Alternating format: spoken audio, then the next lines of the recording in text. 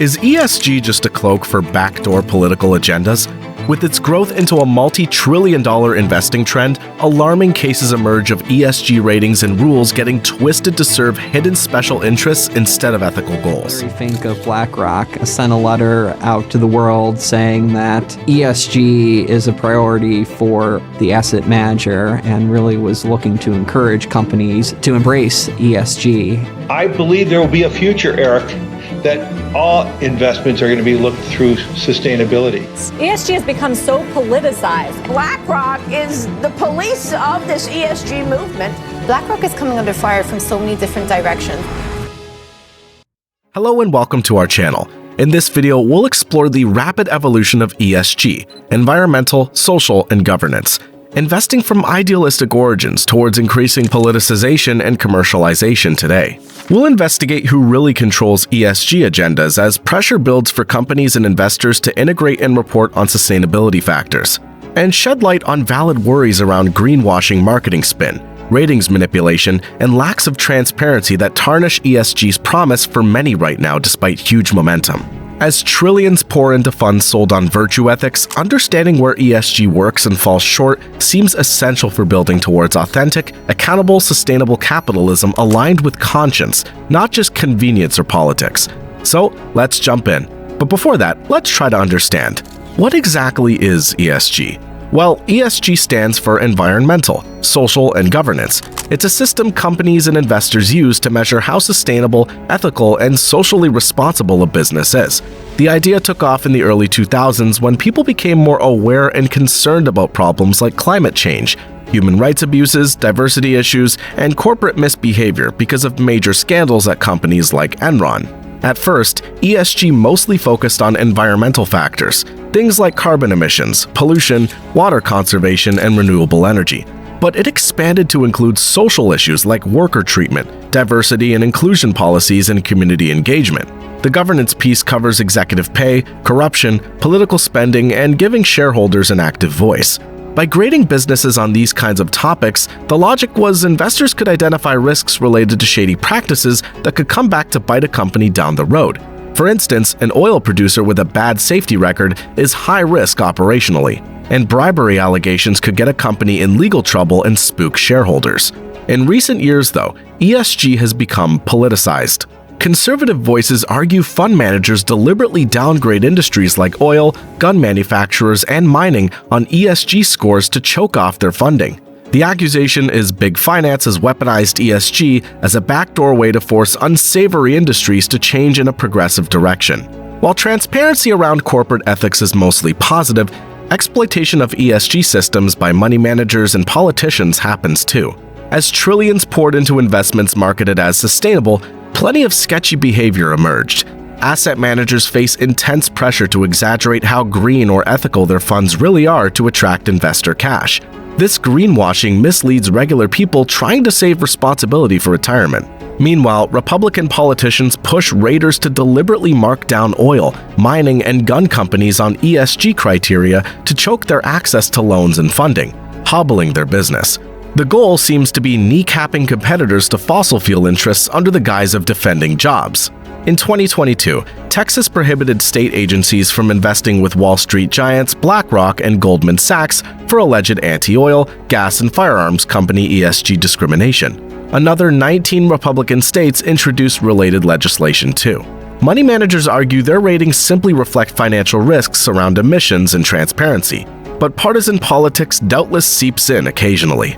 International ESG ratings complexities exist too. When a ratings agency bought by a Chinese state-owned mining outfit instantly upgraded the parent company to AAA status despite previous safety violations, it exposed nationalist pressures influencing ratings. The ESG concept itself has merit in promoting transparency and accountability, but lack of consistency and oversight means current systems enable abuse too often. Clearer auditing around rating decisions and reporting frameworks would bolster reliability. Right now, disclosures get weaponized both by money managers overstating green credentials to chase profits and politicians strong-arming agencies to cripple disfavored sectors. Ordinary investors and retirees suffer from ESG virtue signaling and political power plays. Greater transparency on raters' methodologies, conflicts of interest policies, and protection against meddling could help restore integrity. Because inconsistent standards breed reasonable skepticism, that leads people to dismiss even ethical investors trying to vote with their values. Restoring faith requires accountability alongside growth in sustainable investing. Companies making robust commitments deserve credit. But the space remains murky, with misleading claims exploiting credibility gaps when greenwashing goes unchallenged. Those exploiting ESG to posture risk undermining the wider promise of aligning capital with conscience. A less examined dimension of ESG is how it expands the power of banking and investment interests over corporations, as lenders and investors integrate ethics into decision-making. Ultimately, where major financial institutions choose to direct capital flows shapes real-world economic activity. By applying ESG screens, money managers now consider environmental performance, diversity data, and governance risk when deciding who receives funding. This means satisfying ESG criteria set by bankers and asset managers becomes mandatory for companies needing capital to maintain operations, even if they have misgivings regarding the standards privately. For example, in 2021, over 450 major global banks and money managers worth an incredible $130 trillion pledged to shift lending and investing toward net zero emissions by 2050. So to access affordable financing, corporations across sectors will have to align themselves with net zero regardless of government climate policies. Additionally, large-scale investors like BlackRock and Vanguard leverage their ownership stakes to vote on shareholder resolutions, pressuring companies on ESG matters. In 2022, despite initial board resistance, shareholder activism forced live entertainment giant Endeavor to implement diversity reporting. This demonstrates how ESG enables investors to shape corporate policies on social issues, straying beyond conventional financial oversight.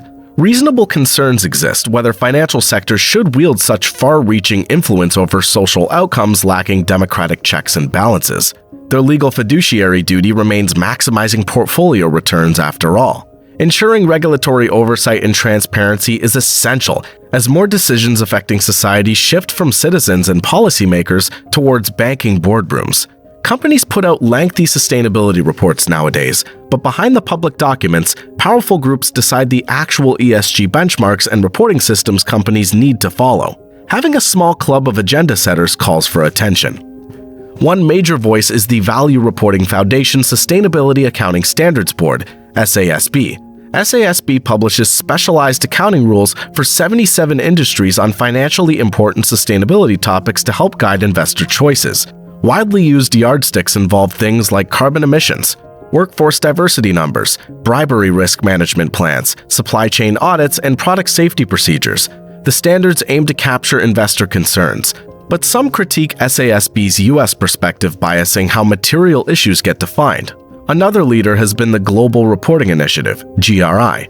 GRI spearheaded standardized sustainability reporting in the 1990s, quantifying corporate environmental, community, and governance footprints beyond just financials. Their global sustainability reporting standards see heavy use. GRI also conceived the triple bottom line theory, judging corporate success across money, society, and ecology parameters. Though occasionally, GRI pursues activist positions that can conflict with investor interests or commercial practicalities. Influential proxy advisory titans Institutional Shareholder Services, ISS, and Glass Lewis also sway ESG currents. These corporate governance giants furnish voting recommendations on shareholder ballots to massive institutional investors overseeing billions in pensions, mutual funds, and endowments. Guidance from ISS and Glass Lewis shapes the huge investor blocks during proxy votes on ESG proposals, covering topics like corporate climate action, community relations, or governance reforms. However, concentration on proxy ballot clout between just two private megafirms flags accountability worries over transparency safeguards and conflict of interest policies. Combined, ISS and Glass Lewis touch over 20,000 global shareholder meetings every year. Through advisory positions, the duo controls voting direction for 30% plus of the entire S&P 500's market value. Meanwhile, money manager-led Climate Action 100 Plus initiative coordinates over $60 trillion in assets, pressuring big carbon emitters to set ambitious emissions cuts and commit to decarbonization through net zero pledges targeting 2050. Climate Action 100 Plus discussion papers outline expectations like short and medium-term emission goals. Driving members involve giants like BlackRock, Vanguard, and Goldman, plus asset owners of government worker pension funds. By marshaling shareholder proxy votes, the coalition prods carbon-heavy industries to shrink footprints, get lobbying aligned with net zero, and link executive compensation to climate progress. Another agenda mover is Ceres, launched after the disastrous 1989 Exxon Valdez oil spill. Ceres is an influential nonprofit getting major banks, investors, and companies to make robust sustainability pledges. Flagship Ceres research like scoring corporate emitters and evaluating U.S. firms' climate change impacts on disadvantaged communities shapes adopted ESG priorities. Standardized metrics that enhance transparency offer promise towards responsible capitalism. However, resolving divides between Western investor versus developing country community perspectives remains ongoing as standard setting stays concentrated across mostly North American and European institutions for now. In the years ahead, look for ESG ratings to focus more directly on hard financial impacts instead of wider brand positioning as values-based investing goes mainstream. Investors want tangible data connecting sustainability metrics to bottom lines. Expect also more dynamic tracking of ESG performance using AI, satellite monitoring, and sensors for faster insights. For example, linking up real-time emissions data from factories and transports to predict upcoming carbon penalty costs. Another likelihood is regional customization of ESG reporting frameworks to reflect contrasting local contexts.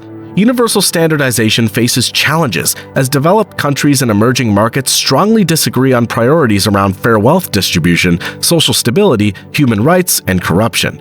Europe emphasizes green issues while Asian nations focus more on equitable growth and innovation.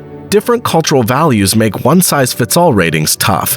Mandatory sustainability disclosure policies are also gaining momentum following the EU's lead as stakeholders demand transparency. Well-structured regulations that allow flexibility for meaningful situation-specific reporting while ensuring reasonable consistency can heighten accountability. Overall, done right, ESG investing helps channel finance towards pressing human and environmental needs, which is positive. Major global challenges like inequality, climate change, and governance require all institutions including business and finance to align priorities. However, a real risk exists that shareholder interests win out over broad community welfare as financial sectors expand their influence through ESG capital allocation control levers. Unelected banking executives motivated chiefly by portfolio returns may lack sufficient accountability towards citizens without constant public oversight. As banks and money managers make more choices affecting ordinary people via ESG screens, ensuring alignment with public interest requires informed civic participation and transparent regulatory processes. The path forward lies in reconciling investor demands for sustainability with local priorities articulated through inclusive democratic means. Well, that wraps up. Thanks for joining us on this deep dive into the evolving landscape of ESG investing. As we navigate the complexities of environmental, social, and governance factors, it's crucial to question whether ESG is truly a force for positive change or a cloak for political agendas. As we look ahead, the future of ESG seems to hinge on balancing investor demands for sustainability with local priorities through transparent and inclusive processes. The road to responsible capitalism requires careful navigation, and your understanding and engagement will play a vital role. If you found this exploration valuable, don't forget to like, share, and subscribe. Your support keeps us digging into the issues that matter. Let us know your thoughts in the comments below, and stay tuned for more insights into the forces shaping our world.